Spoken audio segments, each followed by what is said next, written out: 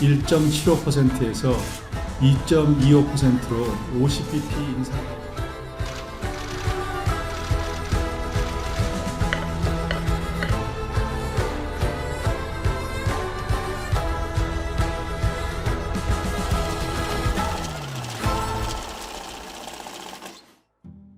기준금리라는 말 안 들어본 분 없을 겁니다. 금리는 쉽게 말해서 돈을 사용하는 데 붙는 일종의 수수료인데 기준금리는 그 기준이 되는 금리를 말합니다.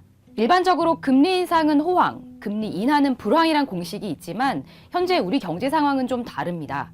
한국은행이 금리 인상 가속 페달 밟는 목적은 단 하나, 물가 잡는 겁니다. 불과 반년 만에 물가는 배 가까이로 뛰었습니다. 금리를 올려서 시중에 풀린 돈을 걷어들이겠다는 건데 사실 지금의 고물가는 풀린 돈 때문이라기보단 에너지, 식량같이 외국에서 들여오는 원자재 값이 뛴 영향이라 당장 물가가 잡히리라고 보긴 어렵습니다. 요즘 뉴스에서 빅스텝, 자이언트 스텝, 심지어 울트라 스텝 얘기까지 들어보셨을 겁니다. 물가 상승은 우리나라 얘기만은 아닙니다. 미국 역시 40여 년 만에 최악의 물가를 경험 중인데요. 금리 인상 선두에 선 게 바로 미국입니다. 보통 금리는 0.25%포인트씩 조정한 게 관례지만 이걸로는 물가 잡기 역부족이라고 보고 지난달엔 28년 만에 처음으로 한 번에 0.75%포인트를 올려버렸습니다. 하지만 이것도 먹히지 않았습니다. 지난달 물가는 9% 넘게 치솟았고 2주 후에 있을 미 연준에선 무려 1%포인트를 올리는 울트라 스텝을 밟을 수 있다는 전망도 나옵니다. 우리나라도 연말까진 일단 인상할 수밖에 없는 상황입니다. 연말까지 2.75나 3% 금리 수준을 시장에서 예측하는 것은 너무나 당연하다고. 올해 남은 금통위는 8월과 10월, 11월 세 차례, 이 총재 발언 고려하면 두세 차례를 더 올릴 거란 뜻입니다.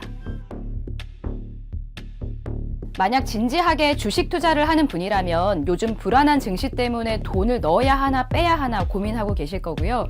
또 영끌로 부동산을 산 분이라면 오르는 대출금리 때문에 밤잠 못 이루실 겁니다. 금리가 오르면 시중에 돈이 줄기 때문에 주식이나 부동산 같은 자산 구매할 돈도 쪼그라들어서 가격은 떨어지는 게 일반적입니다. 만약 신용대출 받은 분이라면 금리가 계속 뛰고 있기 때문에 중도상환 수수료 고려해서 대출금 일부라도 갚는 게 이자 부담 줄이는 길이고요. 지금 재테크를 해보고 싶다 하시면 좀 짧은 만기, 가령 몇 달 단위로 예적금 가입을 적극적으로 고려해볼 시기입니다. 우리 경제 전체로 보면 긍정적이진 않습니다. 경제 성장을 이루는 세 축은 크게 수출과 소비, 투자로 나눠볼 수 있는데요. 요즘 수출 증가세가 약해지면서 무역 수지는 적자를 보고 있고 또 이자 같은 금융 비용이 급증하면서 가계 소비와 기업 투자도 정체된 모습입니다. 금리가 너무 빠르게 오르다 보니까 경제 활력이 떨어지는 건데 올해 우리 경제 성장률이 주요 기관 예측치에 못 미칠 거란 전망이 힘을 얻고 있습니다.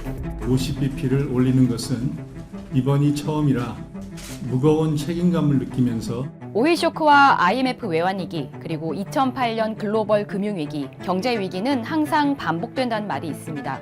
지금 경제 상황을 두고 퍼펙트 스톰에 직면해 있다, 이런 비관론도 적지 않은데요.